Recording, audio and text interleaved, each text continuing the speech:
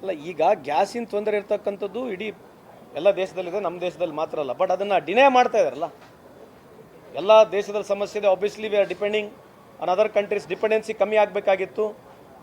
ನನಗೆ ಭಾಳ ದೊಡ್ಡ ಸಾಫ್ಟ್ವೇರ್ ಇದೆ. ನಾನು ದೇವರು ಕೊಟ್ಟಿರ್ತಕ್ಕಂಥ ಸಾಫ್ಟ್ವೇರ್ ಯಾವುದು ಸಣ್ಣ ಸಾಫ್ಟ್ವೇರ್ ಕೊಟ್ಟಿಲ್ಲ, ನನಗೆಲ್ಲ ಭಾಳ ದೊಡ್ಡ ಸಾಫ್ಟ್ವೇರ್ ಕೊಟ್ಟಿರ್ತಕ್ಕಂಥ ಹೇಳಿರ್ತಕ್ಕಂಥ ಮೋದಿ ಸಾಹೇಬರು. ಈಗ ನಾವು ಯಾಕಾಗಲೇ ಪದೇ ಪದೇ ಮೋದಿ ಸಾಹೇಬ್ರಿಗೆ ಹೇಳ್ತೀವಿ ಅಂತಂದರೆ, ಯಾವುದೇ ಇಶ್ಯೂಗಳು ಬಂದಾಗ ಅವರು ಇದ್ರ ಹೊರಗಡೆ ಉಳ್ಕೊಂಡ್ಬಿಡ್ತಾರೆ. ಈಗ ರೇಟ್ ಜಾಸ್ತಿ ಆಗಿದೆ, ಇದ್ರ ಬಗ್ಗೆ ಪ್ರತಿಕ್ರಿಯೆ ಕೊಡಲ್ಲ. ಬೇರೆ ಸರ್ಕಾರಗಳು ರೇಟ್ ಜಾಸ್ತಿ ಆದರೆ ಅದೇ BJP ಅವ್ರು ಬಂದು ಹಿಗ್ಗಮುಗ್ಗ ಬೈತಾರೆ.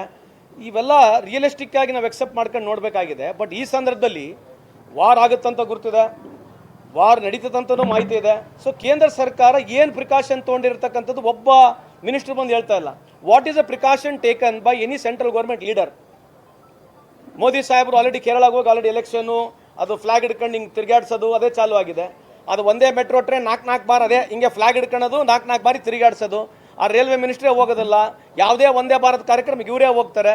ಈಗ ನೋಡಿ, ದಯಮಾಡಿ ಅದೇ ಮಾಧ್ಯಮದ ಇಂಗ್ಲೀಷ್ ಮಾಧ್ಯಮರಿಗೆ ಹೇಳ್ತಾ ಇದ್ದೆ, ಈಗ ಹೆಂಗಿದ್ರು ಚುನಾವಣೆ ಇದೆ, 24 ತಾಸು ಅವ್ರನ್ನೇ ನಾವು ನೋಡಬೇಕು. ನೀವು ದಯಮಾಡಿ 24 ತಾಸು ಅವ್ರನ್ನೇ ತೋರಿಸ್ರಿ. ಈ ದೇಶದ ಪ್ರಗತಿ ಬಗ್ಗೆ, ಈ ದೇಶದ ಜಿಯೋ ಪೊಲಿಟಿಕಲ್ ಸಿಚುವೇಶನ್ಸ್ ಬಗ್ಗೆ ಭಾಳ ಅದ್ಭುತವಾಗಿ ಮಾತನಾಡ್ತಾರೆ. ಅದನ್ನು ನೋಡ್ಬಿಟ್ಟು ಯಂಗರ್ ಜನರೇಷನ್ ಅದನ್ನು ಕಲಿಬೇಕು. ನೀವು ಅವ್ರನ್ನೇ ದಯವಿಟ್ಟು ತೋರಿಸಿ, 24 ತಾಸು ಅವ್ರನ್ನ ತೋರಿಸ್ಬೇಕಂತ ಮನವಿ ಮಾಡ್ಕೊಳ್ತೀವಿ.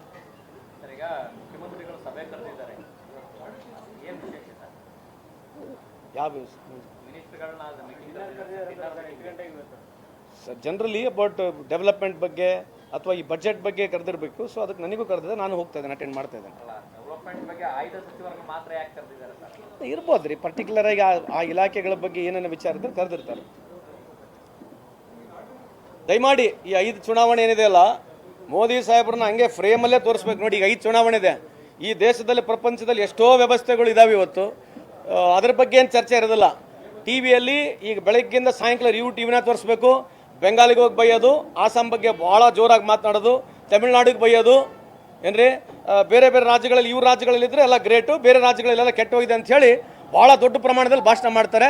ದಯಮಾಡಿ ಈ ಭಾಷಣವನ್ನು 24 ತಾಸು, ಒಂದು ಬೇರೆ ಯಾರು ತೋರಿಸ್ಬೇಡಿ, 24 ತಾಸು I request English media and as well as all the regional medias to show him only.